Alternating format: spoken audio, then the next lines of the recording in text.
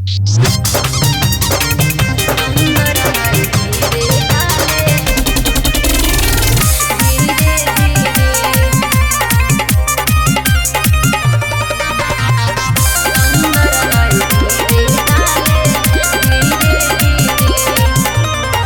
समय तो नहीं हमारा बुझा हो, बेरी बेरी के हमर मुँह में सुखा हो।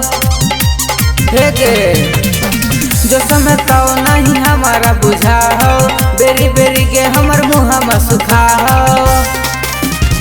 चलने हमरा साथे नदिया के तीरे तीरे, धीरे धीरे रे डाले, धीरे धीरे देखी है अंदर नहीं धीरे डाले, धीरे धीरे हमारा अंदर नहीं धीरे डाले, धीरे धीरे सुनी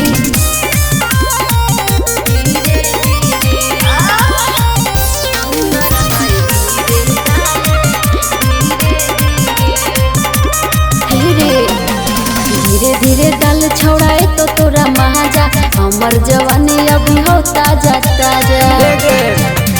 लहे लहे जिसको तोरा होठ लाले लाल गे, मजा लेते लेते कर देवो बुरा हाल गे। अगे अपने कहे लगभी छोड़ा हे रे फिर ले ले।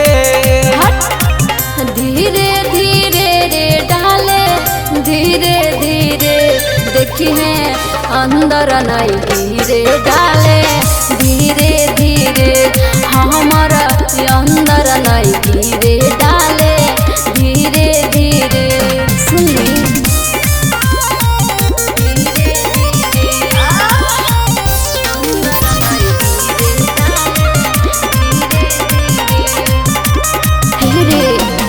हमारा जवानी के चुआ देना पानी, हमारा साथे सुन चल दलानी।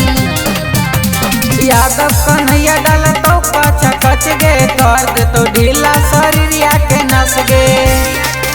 अगे शिवम फूलचंद के आवे तो रस पिले।